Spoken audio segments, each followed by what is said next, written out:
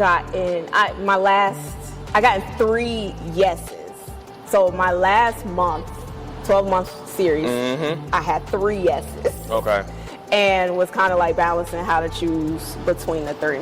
And then before I got my 3 yeses, I actually had a space that I was going to sign a lease on. And then they, ended up backing out last minute. Yeah. And I had bought my chairs. Yeah. I was like, yeah, we about to move in. Yeah. Had the storage and everything, temporary. Yep. I was like, yeah, sorry, we changed our mind. Yep. And what did I have to do? I had to put all my chairs in my apartment complex because I know I had storage for it. Went back on the search, and then like a month after, I got the 3 yeses to kind of choose from. You could have gave up. I could have gave up. I wanted to. You wanted to give up, but your coaches I wanted to. was not going for that. We're not going for that, right? Here's the thing. You had a why. You had a why. Talk about your why. Taking a charge. You feel me? You feel me? Talk about this why. All right, so the doors to the church are open. Testimony. The biggest why for me was I've seen my entire family struggle since I was young, like on government assistance, all the other things.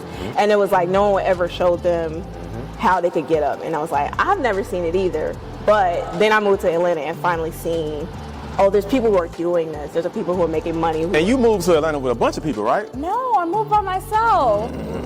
I moved to Atlanta when I was 17 after I graduated high school and just never looked back.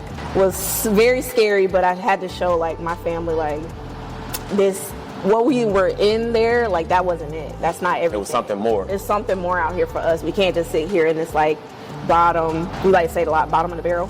All right. Like we couldn't, there was so much more. And then I started traveling, I was like, oh yeah, the world is so much bigger. And I was like, okay, we got to get out of this slum. I want to be the person in the family that's like, here's your allowance. Like, this is, if your car break down, I got it. It's not a problem. It's not a problem. And I've been on the opposite side of that. And I'm like, Mom, can you help me out? Dad, can you help me out? I don't got it. You know what that looks like. You know what that feels like. So it was like, okay, how can we turn the tables? Do something different. Do something different for generations. It's a legacy. Legacies. So listen, the reason why I wanted to touch on that is because your story is one that a lot of us can resonate with. Yeah. Right? A lot of people can resonate with your story and saying, man, we started here, we didn't have much. You knew what that looked like vividly, but you made a decision to, number 1, move, change your environment. Number 2, you invested into yourself. Talk about that decision to invest into yourself in a city. You know what I'm saying? Like, you're the wrong pretty much. I don't know nothing. The first biggest leap was, so I had an opportunity to be, my major was biology. So it was either something that was financially stable or a passion-driven career, and that was fashion for me. So I chose to take the risk and go fashion route, which is how I got to Atlanta anyway. And, my family wasn't so agreeable in the beginning, like, oh, you sure about that? Type of things.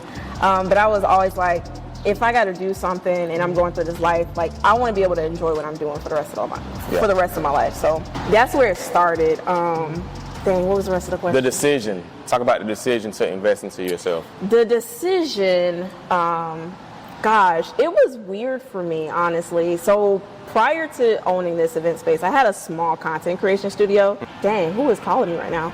That's crazy. It's probably a client. ESC. Shout out to the roadmap. Phone ringing.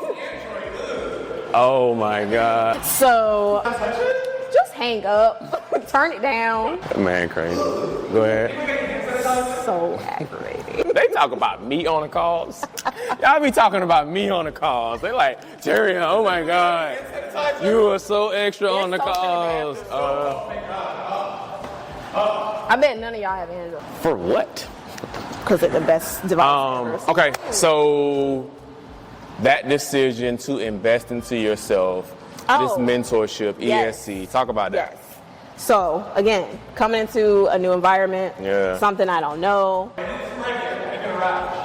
I've always been a firm believer that, like, why make those mistakes, very expensive mistakes, if you can find somebody who has already done those. So, and people who get advice from people who who are at the position you want to be at too. So I always try to surround myself around people who are doing what I want to do, or at least, you know, in the success route of what I want. So yeah, I decided to take that investment because I was like, I'm not about to spend millions of dollars on mistakes. Trying to figure it out. Right. When I know that there's a route I can take with somebody who already has the knowledge. Gotcha. Again, people thought I was crazy to do so. Oh, you spending that. I'm like, I needed my time back. And I could go on the website, go on internet and try to search and research and do all this other stuff. But it's like, if it can be compacted into a program. One space. Why not go ahead? So. This is good. I usually have like 2 or 3 questions, but I got so many questions. I'm gonna come back. I'm gonna compact them. All right. I got 2 more questions. Okay. 2 more questions. Talk about your process in ESC, the transition